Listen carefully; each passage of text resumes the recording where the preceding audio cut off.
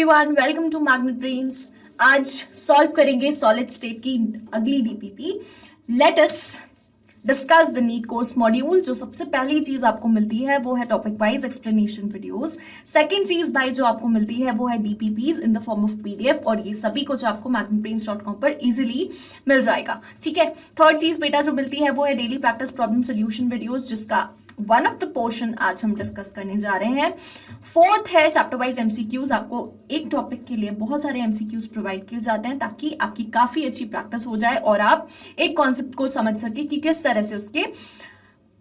तरह से हमें वो सेम कॉन्सेप्ट अलग अलग फॉर्म्स में पूछा जा सकता है। ठीक है, चलिए अगला है प्रीवियस ईयर क्वेश्चन वीडियोस। बहुत ही ज्यादा सबसे ज्यादा इंपॉर्टेंट अगर कुछ है तो वो ये है। एक बार हमने अपने एंड से सारी प्रिपरेशन कर ली है, उसके बाद आपको किसी भी चैप्टर के प्रीवियस ईयर क्वेश्चन जरूर लगाने हैं ताकि आपको समझ आए कि आपकी प्रिपरेशन सही जा भी रही है या नहीं। ठीक है, चलिए फिर आते हैं डाउट सॉल्विंग सेशंस। इस तरह के सेशंस बीच में रख लिए जाते हैं ताकि हमारा आपका इंटरेक्शन बना रहे। साथ ही साथ सेशन का एक मोटिव ये भी होता है बेटा कि आप प्रिपरेशन फेज में हो तो आपका मोटिवेटेड फील करना बहुत ज्यादा जरूरी है, तो इसीलिए ये सेशंस रख लिए जाते हैं। अगली चीज weekly test paper chapter wise जो आपको बहुत जल्द अवेलेबल होने वाली है। फिर आता है भाई किसी भी तरह का नोटिफिकेशन आपकी जो एनटीए कंडक्टिंग बॉडी है रिलीज करती है एग्जाम से रिलेटेड, तो वो हम आप तक पहुंचा देते हैं। फाइनल चीज है chapter wise one shot revision. अगर एक बार हमने पूरा का पूरा चैप्टर कवर कर लिया है, उसमें फिर हम देखते हैं कि किन चीजों पर ज्यादा स्ट्रेस दिया जाए एज पर दी एनालिसिस, कि पुराने सालों में क्या चीज ज्यादा पूछी गई है। ठीक है, तो chapter wise one shot revision एक रिवीजन का फॉर्मेट है, तो इसे रिवीजन के तौर पर ही लिया जाए। ठीक है, ना कि ये सोचकर कि बेटा 30 चैप्टर्स हैं केमिस्ट्री में तो एक एक दिन एक एक चैप्टर का वन शॉट रिवीजन कवर कर लिया और हमारा काम खत्म। तो बिल्कुल ऐसा नहीं करना है, इस मिसअंडरस्टैंडिंग में नहीं रहना है कि अगर आप वन शॉट रिवीजन कर लोगे तो फिर यार सिर्फ वन शॉट रिवीजन कर लोगे तो क्या हो जाएगा, सभी क्वेश्चंस बन जाएंगे। ऐसा कुछ भी नहीं होने वाला है, तो इस मिसकंसेप्शन में बिल्कुल नहीं रहे। पूरा का पूरा पैटर्न जो लेवल वाइज प्रिपरेशन होती है उसको हमें फॉलो करना है। ठीक है, चलिए आज का पहला क्वेश्चन देखते हैं। बोला है ratio of cationic radius to anionic radius in an ionic crystal is greater than 0.732। Radius ratio का कॉन्सेप्ट पढ़ा था ना हमने, तो ये इन्होंने बोला है कि ये जो रेडियस रेशियो है, ratio of cationic radius to anionic radius, ये क्या है भाई, दिस इज ग्रेटर देन 0.732। ठीक है, देखते हैं। अब हमसे आगे पूछा है कि इसका कोऑर्डिनेशन नंबर क्या होगा। इट्स कोऑर्डिनेशन नंबर इज, अब 0.732 है तो रेडियस रेशियो की रेंज हमने स्टडी करी थी ना यार। रेडियस रेशियो की क्या रेंज स्टडी करी थी हमने कि 0.732 से 1 के बीच में अगर रेंज फॉल करती है तो कोऑर्डिनेशन नंबर जो है वो क्या हो जाने वाला है, 6। यही पढ़ा था हमने, जल्दी से मुझे बताएं 6 हो जाने वाला है या 8 हो जाने वाला है। Yes, it will be 8। ठीक है, कोऑर्डिनेशन नंबर हमारा हो जाएगा 1 से लेकर 0.732 के लिए 8। एंड ये अरेंजमेंट क्या होती है बेटा, ये अरेंजमेंट होती है क्यूबिक अरेंजमेंट। हमारा ऑप्शन नंबर सी करेक्ट है। क्लियर है इतनी चीज? ठीक है, चलिए आगे अगला क्वेश्चन देखते हैं। The structure of TLCl is similar to CSCl. What would be the radius ratio? इस केस में हमारी रेडियस रेशियो में क्या मिलेगी, CSCl के केस में। अच्छा मुझे ये बताओ, इन दोनों का कोऑर्डिनेशन नंबर 8:8 में रहता है ना बेटा। ठीक है, अच्छा रेडियस रेशियो के केस में हमें क्या मिलने वाली है, ये एक क्यूबिक अरेंजमेंट है और इसमें भी हमें 0.732 से लेकर के 1 की रेंज में रेडियस मिल जाती है। तो अब मुझे बताओ आप कि सेकेंड वाले का करेक्ट ऑप्शन क्या होना चाहिए। Yes, D. ठीक है, चलिए। In which of the following crystals alternate tetrahedral voids are occupied? यार देखो, alternate tetrahedral voids zinc sulphide structure में कवर्ड होती हैं। अच्छा कैसे, किस तरह से आप एक्सप्लेन कर पाएंगे इस चीज को, तो इस चीज के एक्सप्लेनेशन के लिए सिर्फ इतनी बात है कि जो जिंक है, जिंक ये ऑक्यूपाई करता है बेटा alternate tetrahedral voids. And sulphide कौन सी पोजीशंस ऑक्यूपाई करता है, आप मुझे बता पाएंगे? सल्फाइड ऑक्यूपाई करता है FCC लैटिस पॉइंट्स। ठीक है, तो इस हिसाब से क्वेश्चन के हिसाब से ऑल्टरनेट टेट्राहेड्रल वॉइड्स तो भाई ZNS ऑक्यूपाई करता है। ठीक है, चलिए अगला question. In CSCl lattice the coordination number of CS ions is 8। बेशक आंख बंद करके CSCl की लैटिस में जो कोऑर्डिनेशन नंबर होता है दोनों का, उसकी रेशियो 8 होती है। ठीक है, चलिए अगला question. In NaCl lattice the coordination number of Cl ions it is 6। ये क्वेश्चंस तो पता है, तुम लोग डायरेक्ट ही याद रखो तो बहुत अच्छा है, क्योंकि इस चीज को अगर आप सॉल्व करने जाओगे तो बहुत टाइम ले लेगा। सीधे सीधे लर्न करके रखो इस चीज को, ताकि क्वेश्चन दिखे एग्जाम में और टिक क्वेश्चन दिखे। ये क्वेश्चंस ऐसे नहीं है बेटा जिनमें हमें टाइम इन्वेस्ट करना है। ठीक है, जो चीज डायरेक्ट याद हो सकती है उसे डायरेक्ट याद रखो, क्योंकि चुनिंदा क्वेश्चंस पूछे जाते हैं यार, कुछ बहुत ज्यादा डिफिकल्ट तो हमसे पूछा नहीं जा रहा है। तो बिल्कुल यही कोशिश रखें आप कि इन चीजों को याद करके रखें। ठीक है, NaCl लैटिस में कोऑर्डिनेशन नंबर Cl आयंस का होता है 6।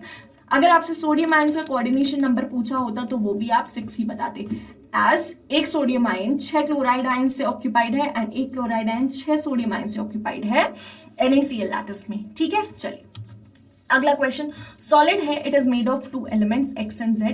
Atom Z are in CCP arrangement. ठीक है, इनकी अरेंजमेंट CCP है और X atoms occupy all the tetrahedral sites. सारी की सारी कौन सी साइट्स ऑक्यूपाई कर रहे हैं भाई? ये सारी की सारी टेट्राहेड्रल साइट्स ऑक्यूपाई कर रहे हैं। अब क्या करोगे, किस तरह से बताओगे? What is the formula of the compound? Formula of the compound बताना है तो इस तरह के क्वेश्चंस आप कैसे सॉल्व करेंगे, किस तरह से अप्रोच रखेंगे? अगर हमसे बोला है टेट्राहेड्रल साइट्स ऑक्यूपाई कर रहे हैं तो कुछ नंबर ऑफ एटम्स तो होंगे ना। नंबर ऑफ स्फीयर्स अगर मान लीजिए n है तो टेट्राहेड्रल साइट्स कितने होंगे? Twice n। और इन्होंने क्या बोला है? X atoms occupy all the tetrahedral sites. तो टेट्राहेड्रल साइट्स अगर 2n है या अगर स्फीयर्स 2n है तो वो 2n टेट्राहेड्रल साइट्स ऑक्यूपाई कर रहे हैं। ठीक है, चलिए यहां से n कैंसिल हो जाएगा, फॉर्मूला आ जाएगा X2Z। क्लियर है? ऑप्शन नंबर सी हमारा करेक्ट ऑप्शन है। चलिए अगला क्वेश्चन देखेंगे। CaCl crystallises in body centred cubic lattice. CaCl की लैटिस क्या है भाई? बॉडी सेंटर्ड क्यूबिक लैटिस है। If A is its edge length, A क्या है भाई? अगर एज लेंथ है तो हमसे क्या पूछा है कि विच of the following expression is correct. हमसे पूछा है विच of the following expression is correct. अब देखो यार, जब BCC क्रिस्टल की बात आती है, ठीक है, BCC क्रिस्टल की बात आती है तो क्या होता है कि कॉर्नर्स पर एटम्स प्रेजेंट होते हैं, साथ ही साथ कहां पर प्रेजेंट होते हैं? एक बॉडी सेंटर पर भी प्रेजेंट होता है। ठीक है, एक ही हमारा बॉडी सेंटर पर प्रेजेंट है और बाकी सारे के सारे कहां प्रेजेंट है? कॉर्नर्स पर। बहुत छोटा हो गया, थोड़ा सा बड़ा करना पड़ेगा। यहां पर प्रेजेंट है। ठीक है, चलिए ये है हमारी BCC लैटिस। अब मैं आपसे ये पूछ रही हूं, इन्होंने बोला है विच of the following expressions is correct. इनमें से कौन सा एक्सप्रेशन करेक्ट है? ठीक है, इसको जस्टिफाई करने के लिए क्या करोगे यार, कैसे प्रोसीड करोगे इस क्वेश्चन के साथ में? देखो यहां पर जो रेडियस किस फॉर्मेट में दिए आंसर्स, रेडियस मेंशन्ड है। ठीक है, और रेडियस के आगे इनकी डिटेलिंग्स मेंशन है कि भाई इस तरह से रेडियस मेजर की जाती है। ठीक है, चलो मान लिया। यहां पर एक चीज देखो कि जब हम एक बॉडी डायगोनल बनाते हैं ना, बॉडी डायगोनल क्या होता है? इस तरह से एक डायगोनल बनाते हैं यूनिट सेल के सेंटर से, जो इसको टच कर रहा है, इसको टच कर रहा है और इसको टच कर रहा है। ठीक है, क्लियर है? तो CaCl का इस तरह से हमारा लैटिस है। It crystallises in body centred cubic lattice. A अगर एज लेंथ है तो कौन से एक्सप्रेशन सही है? इस बॉडी डायगोनल की लेंथ आपको पता है क्या होती है? बॉडी डायगोनल की लेंथ होती है बेटा A√3। ठीक है, इस बॉडी डायगोनल की लेंथ क्या होती है? लेंथ ऑफ बॉडी डायगोनल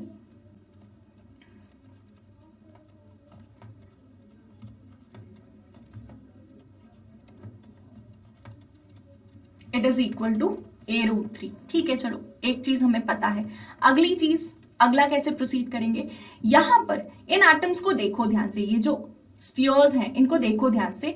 ये जो बॉडी सेंटर वाला है ना, इसके दोनों के दोनों बॉडी सेंटर वाला जो है इसमें, अब ये जो बॉडी सेंटर वाला एटम है मैं इसको यहां बना लेती हूं। ठीक है, तो इसका रेडियस तो ये होगा ना बेटा, और ये क्या होगा? इसका डायामीटर। मतलब अगर ये क्या है, अगर ये सेंट्रल पॉजिटिव स्पीशीज भी है, ये वाला जो हमारा एटम है ये पॉजिटिव स्पीशीज भी है, मतलब रेडियस, इसकी जो रेडियस अगर जाने तो ट्वाइस R+ होगी, है ना। अगर ये पॉजिटिव स्पीशीज है तो इसकी रेडियस ट्वाइस R+ होगी। जब हम बॉडी डायगोनल बना रहे हैं तो बॉडी डायगोनल में कौन कौन सी रेडियस इन्वॉल्व है? यहाँ देखो, अगर इसको बनाती हूँ बेटा तो इसमें केवल हमने इतने मेजरमेंट्स लिए हैं, बॉडी डायगोनल बना रहे हैं ना, तो इसमें सिर्फ और सिर्फ इसकी रेडियस आई है, लेकिन इस वाले एटम के लिए इसकी पूरी की पूरी डायगोनल आई है।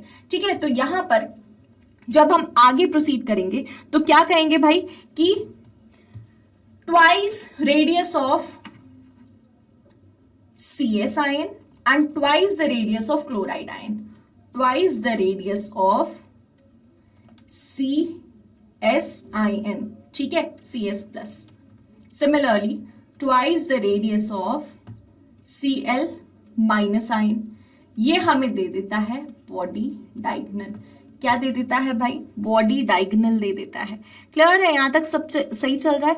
अब देखो, इससे निकल करके एक क्वेश्चन या एक कंक्लूजन आता है, radius of CS plus plus twice the radius of Cl minus. यही पूरा बना करके हमको क्या दे रहे हैं?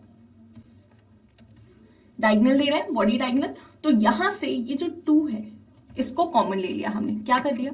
2 को कॉमन ले लिया। ठीक है यार, 2 को कॉमन ले लिया तो 2 बाहर आ जाएगा और ये बॉडी डायगोनल का क्या बन जाएगा? Formula A√3। अब हमसे रिलेशन जो है वो कुछ इस तरह से पूछे गए, या जो रिलेशंस हैं वो कुछ इस तरह से गिवन है। ठीक है, तो इनको अब आपको जस्टिफाई करना है कौन सा रिलेशन सही है।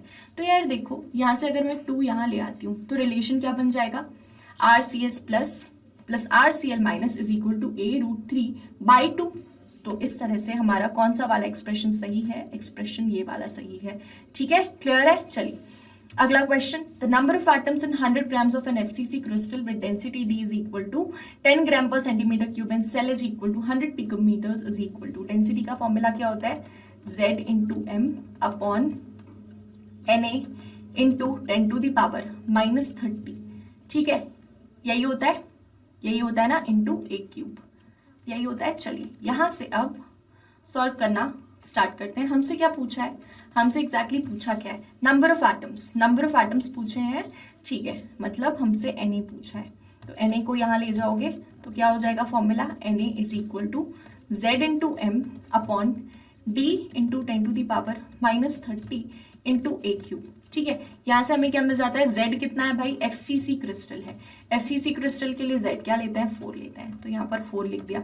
मास हमें गिवन है 100 ग्राम्स। ओके, अपॉन डेंसिटी बेटा गिवन है 10 ग्राम पर सेंटीमीटर क्यूब, और जब डेंसिटी ग्राम पर सेंटीमीटर क्यूब में गिवन होती है तो जो एच होता है वो पिकोमीटर्स में होता है। ठीक है, तो किसी भी तरह का हमें कन्वर्जन नहीं करना है। बाकी into 10 to the power -30 into A³ है भाई। A³ क्या लोगे अब? 100 पिकोमीटर्स का क्यूब, मतलब 10 to the power 6 हो जाएगा। क्लियर है इतनी चीज? चलिए यहां से अब काटा पीटना शुरू करो फटाफट। क्या मिलेगा? ये 1 0 कटा, ये 1 0 कटा, यहां से 1 कटा, तो यहां पर क्या हो जाएगा? 10 to the power 5। ठीक है, अब 10 to the power -30 प्लस 5 कितना हो जाएगा? 4 into 10 to the power 25, option A. ठीक है, चलिए अगला question, if the calcium fluoride structure in the calcium fluoride structure CaF number of cations and anions are respectively, क्या इसका आंसर आप लोग देना चाहेंगे? ठीक है, जब हम CaF के कोऑर्डिनेशन नंबर की बात करते हैं तो यार कैल्शियम का कितना होता है? जल्दी से बताओ। 8। फ्लोराइड का कितना होता है? 4। देखो इसको कैसे याद करोगे? F4। ठीक है, F4 4। ओके, क्लियर है? तो इस हिसाब से जो हमारा कैटायन एंड एनायन का कोऑर्डिनेशन नंबर होगा रिस्पेक्टिवली पूछा है ना, तो ये हो जाएगा ऑप्शन सी। अगला question, radius of sodium ion is 95 picometres and Cl ion. Na plus ion की रेडियस कितनी है बेटा? 95 पिकोमीटर्स, और Cl माइनस आयन की रेडियस कितनी है? 181 पिकोमीटर्स। ओके, हमसे पूछा है कोऑर्डिनेशन नंबर बताओ, तो यार रेडियस रेशियो निकाल लो ना। ये कितनी आएगी? रेडियस रेशियो हमारे पास आ जाएगी 0.524। कितनी आएगी? 0.524 हमारे पास इसकी रेडियस रेशियो आ जाएगी। ठीक है, अब ये जो रेडियस रेशियो है ये किस रेंज में फॉल करिए? 0.732 से 0.414 की रेंज में। अब इसके करस्पॉन्डिंग जो कोऑर्डिनेशन नंबर होता है वो क्या होता है? 6। ठीक है, ऑप्शन बी। अगला question, radius of Ag plus ion and 126 and iodine ion is 216 picometres. Coordination number of silver ion क्या हो जाएगा? तो क्या ये क्वेश्चन आप खुद से सॉल्व करेंगे? जल्दी से मुझे इसका आंसर कमेंट बॉक्स में बताएं। बिल्कुल जिस तरह से हमने पुराना क्वेश्चन किया है या लास्ट क्वेश्चन किया है, बिल्कुल उसी तरह से ये भी सॉल्व होगा। तो आप मुझे रेंज बता दें कि किस तरह से हम प्रोसीड करेंगे इस क्वेश्चन के साथ, या आप सिंपली रेंज बता दो या कोऑर्डिनेशन नंबर, जो भी आपको बताना है आप वो बता सकते हो। अगला क्वेश्चन है the tetrahedral voids formed by CCP arrangement of Cl ions in rock salt structure are. क्या पूछा है? Tetrahedral voids formed by CCP arrangement of Cl minus ions. Rock salt structure क्या होता है यार? जल्दी से मुझे बताएंगे रॉक सॉल्ट स्ट्रक्चर क्या होता है? आपका रॉक सॉल्ट स्ट्रक्चर होता है NaCl का स्ट्रक्चर, ठीक है, जिसमें NaCl स्ट्रक्चर में जो Cl आयंस हैं वो CCP अरेंजमेंट ऑक्यूपाई करते हैं। Cl आयंस कौन सी? CCP अरेंजमेंट ऑक्यूपाई करते हैं। सोडियम आयंस कौन सी अरेंजमेंट ऑक्यूपाई करते हैं? ऑक्टाहेड्रल वॉइड्स, ठीक है। तो इस हिसाब से यार क्या क्वेश्चन है, क्या बोला है कि टेट्राहेड्रल वॉइड्स इन दोनों में से कौन ऑक्यूपाई कर रहा है? तो मेरे हिसाब से तो एक भी नहीं। Sodium ions octahedral voids occupy कर रहा है, क्लोराइड आयन CCP अरेंजमेंट, ठीक है। तो इस हिसाब से ऑक्यूपाइड बाय ईदर Na+ और Cl माइनस, ये भी गलत, ऑक्यूपाइड बाय Cl माइनस, ये भी गलत, ऑक्यूपाइड बाय Na+, ये भी गलत। तो tetrahedral voids in short vacant रहती है, ठीक है। चलिए अगला क्वेश्चन, अच्छा क्वेश्चन है। इसमें बोला है क्लोज्ड पैक स्ट्रक्चर है मिक्स्ड ऑक्साइड्स का। It is found that lattice has oxide ion है। Half of the octahedral voids are occupied by trivalent cations. A3+ ने हाफ ऑक्टाहेड्रल वॉइड्स ऑक्यूपाई करें बेटा, हाफ ऑक्टाहेड्रल वॉइड्स ऑक्यूपाई करें। तो अगर n spheres हैं तो ऑक्टाहेड्रल वॉइड्स भी n ही होंगे, ठीक है। n स्फीयर्स हम हमेशा स्टार्टिंग से n स्फीयर्स मान के चलते हैं। n स्फीयर्स हैं तो ऑक्टाहेड्रल वॉइड्स भी कितने होंगे? n, और ये ऑक्यूपाइड कितनी है? हाफ, तो इसीलिए मैंने ये लिखा है। अगला है ट्राइवेलेंट केटाइंस कितनी ऑक्यूपाई कर रहे हैं? अच्छा, trivalent cations half of octahedral voids occupy कर रहे हैं and 1/8 of tetrahedral voids occupied by divalent cations.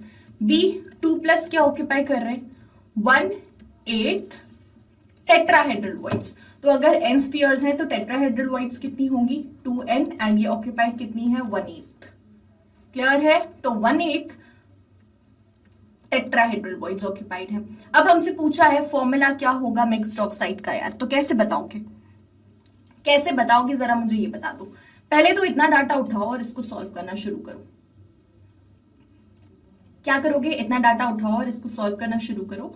यहां पर आप देखते हो कि A3+ जो है इनका हमें जो आंसर मिलता है वो होता है n/2। इसको सॉल्व करने के बाद मिलता है n/2।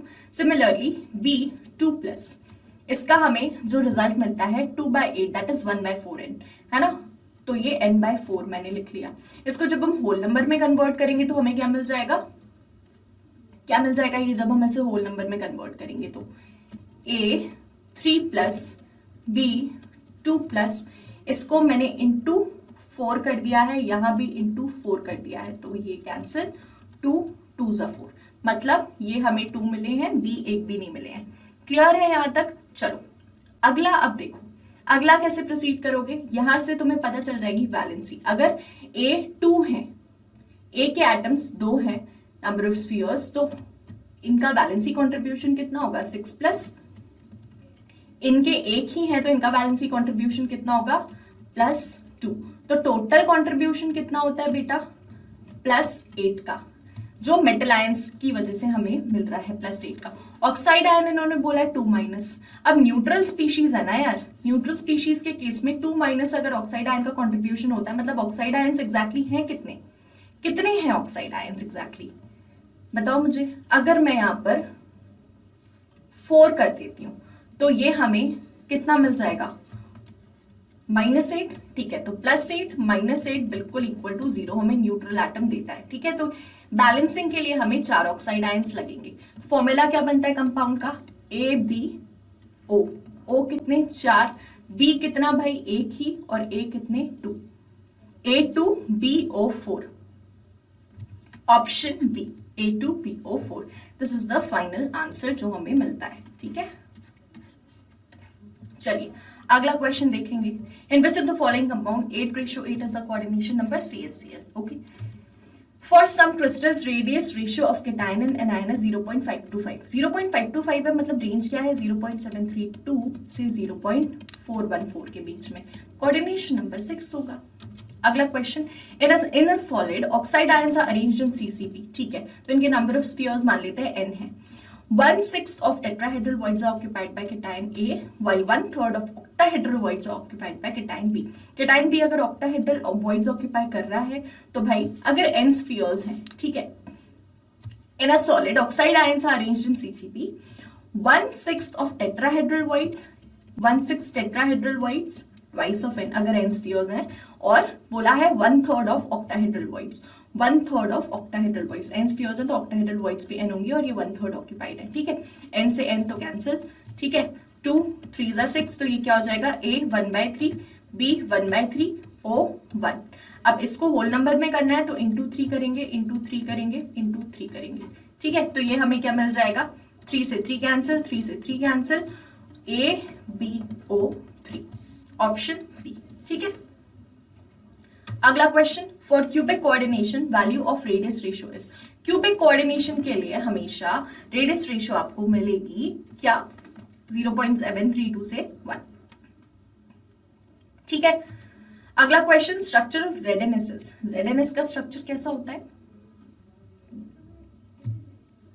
क्या बता पाओगे बेटा? ZnS का स्ट्रक्चर होता है फेस सेंटर्ड क्यूबिक। ठीक है, क्योंकि जिंक जो ऑक्यूपाई करता है वो है alternate tetrahedral void, sulphide ion जो ऑक्यूपाई करता है वो है क्या, FCC स्ट्रक्चर। ठीक है, ऑल्टरनेट टेट्राहेड्रल वॉइड्स ऑक्यूपाई करता है जिंक। क्लियर है? चलिए, तो यहाँ आज का हमारा सेशन खत्म होता है। चलिए मिलेंगे अगले वीडियो में, अगले सोल्यूशन वीडियो में। अच्छा, एक चीज बेटा, मैग्नेट ब्रेन्स एक ऐसा प्लेटफॉर्म है जो कि केजी से लेकर 12th तक सभी कोर्सेज, सारे ही क्लासेस के सारे ही सब्जेक्ट, सारे कोर्सेज बिल्कुल फ्री ऑफ कॉस्ट प्रोवाइड करवाता है, along with these many courses that I mention. और ये बिल्कुल 100% फ्री कंटेंट है, आपको किसी भी तरह का सब्सक्रिप्शन नहीं लेना है, ना ही कोई कूपन कोड एप्लीकेबल है। It is a 100% free course. ठीक है, चलिए, तो अपने सिबलिंग्स को या अपने रिलेटिव्स को रिकमेंड जरूर करेंगे कि वो हमारे साथ अपनी प्रेपरेशन पूरा का पूरा रिलाई करके कर सकते हैं एंड उन्हें किसी भी तरह की कोई परेशानी नहीं होने वाली है। ठीक है, चलिए बने रहेंगे हमारे साथ। जुड़े रहने के लिए बेटा यूट्यूब, फेसबुक, इंस्टाग्राम, ट्विटर और टेलीग्राम पर आप हमसे कनेक्टेड रह सकते हैं। बाकी do like the session, do share it and do subscribe the channel. Thank you so much. See you in the next session.